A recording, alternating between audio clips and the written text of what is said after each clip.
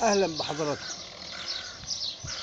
انتشر حضراتكم مقطع على السوشيال ميديا، واحد سعودي وشاب مصري.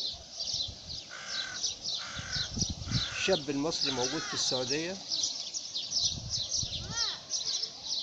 والسعودي بيقول له انت ما بتشتغلش وامشي عند امك.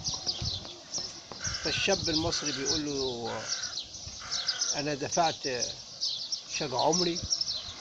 قال له ليش ما بتشتغلش؟ يعني ما بتشتغلش ليه؟ فالشاب المصري بيقول له انت شايفنا كلاب؟ قال له ايوه شايفك كلب.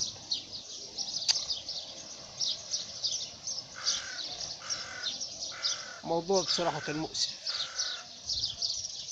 مستوى من الحوار غريب. يعني انا مش هطلع اقول ان السعودي بيقول له انت شايف الكلب، الفاظ ما يصحش. وهو في الفيديو بيقول له يا دكتور، يعني المفروض ده الفاظه منتقاه. ليش ما تشتغلش؟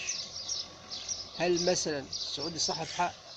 ممكن يكون صاحب حق في موقفه من العمل، لكن مش صاحب حق في الالفاظ اللي بيقولها.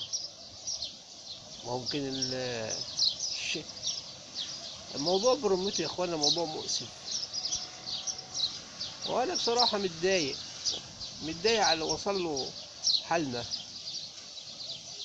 لأن لو النقاش عادي، حتى لو كان في حدة في الكلام ونقاش بطريقة حادة شوية، لكن مفيش ألفاظ خارجة، كان ممكن الموضوع يعدي. بيحصل خلاف مع أي حد، بغض النظر عن سعودي أو مصري، أو بغض النظر إن ده صاحب عمل أو ده عامل. لكن لما الحوار ياخد منعطف تاني، ده اللي ألمني ووجعني على المستوى الشخصي. لما بيقول له أنت شايفنا كلاب؟ قال له أيوة شايفك كلب. وقال له امشي عند أمك. إيه يا عم اللي بيحصل ده؟ كل الأسى والحزن على شباب مصر اللي بيتبهدل وبيتعرض للإهانة. اخوانا اللي حصل مش موضوع خلاف على شغل، موضوع على عجرفة وألفاظ غريبة.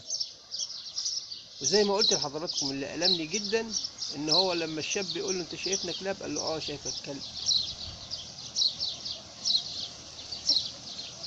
عموما في الجمعة المباركة ربنا يزيح عنا الغمة دي ويخفف عننا وعلى الشعب المصري،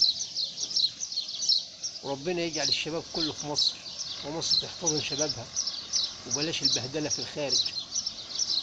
وفقنا الله لما فيه الخير. سلام الله عليكم ورحمته وبركاته.